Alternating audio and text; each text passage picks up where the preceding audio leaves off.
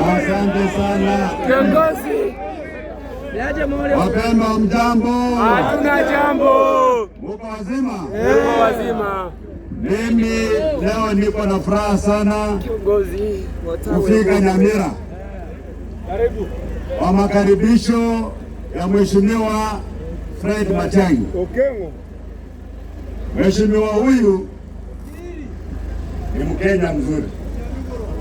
Yeye alikuwa mkubwa wangu kule Harambee House wakati alikuwa waziri ambaye alikuwa na coordinate cabinet committees zote.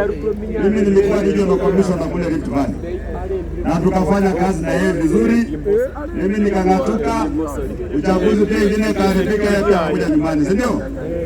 Sasa sisi tumekutana tena, tuko pamoja vile tunaongea saa hizi, tunaunda timu ambayo inaitwa Kenya One kama Harambee Stars, ndio ambayo itakuwa na mastrika, itakuwa na midfielders, itakuwa na wingers, itakuwa na defenders, ndio. Lengo kubwa ni kumpeleka Ruto wapi? Nyumbani. Kumpeleka Ruto wapi? Nyumbani. Nikisema harambee, harambee, harambee, harambee. Kwani nyinyi ni sabuni? Hata sisi mnaogopa mvua, kwa nini mnakimbia? Mbona wameanza kukimbia ukitembea? Kuna kwetu ukiongea mvua ikinyesha ni baraka. Ni baraka.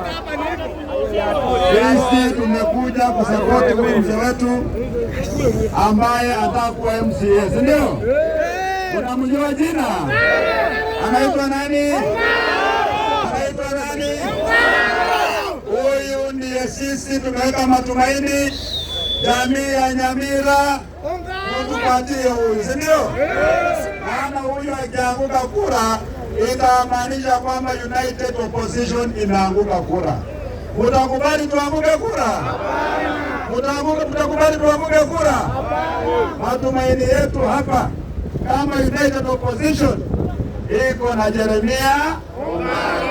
Jeremia nani? Jeremia nani?